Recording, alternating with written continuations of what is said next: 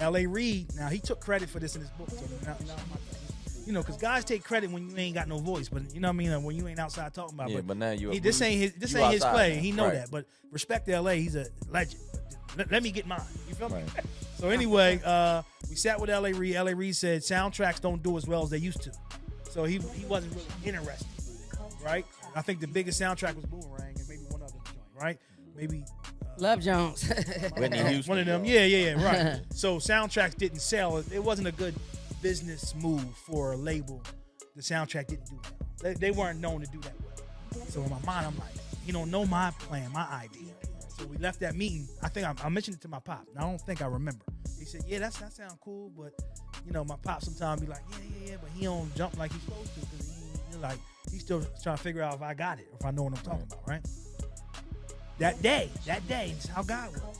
I bump into Tata in Manhattan in a Foot Locker, and there's a million Foot Lockers in Manhattan to bump into it. Like, you come just on. happen to bump into Jay-Z. Jay-Z Tata, I think he had his son or Vaughn with him, his brother, right?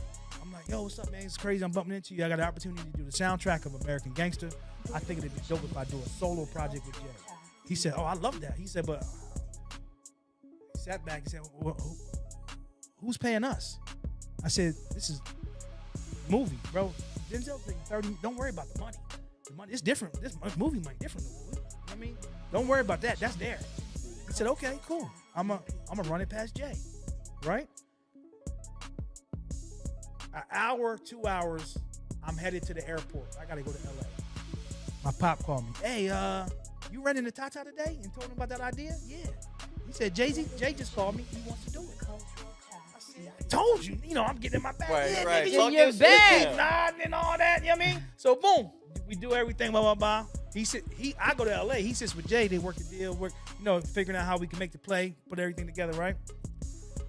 I land in LA, I think it was. I called him, checking in, yo, what's up? He said, yeah, man. Jay was like, yeah, he wanted to do it. He said, but let me ask you something. He said, remember when you asked me about the motherfucking clothes? He said, you see the difference? Right? He said, now mind you,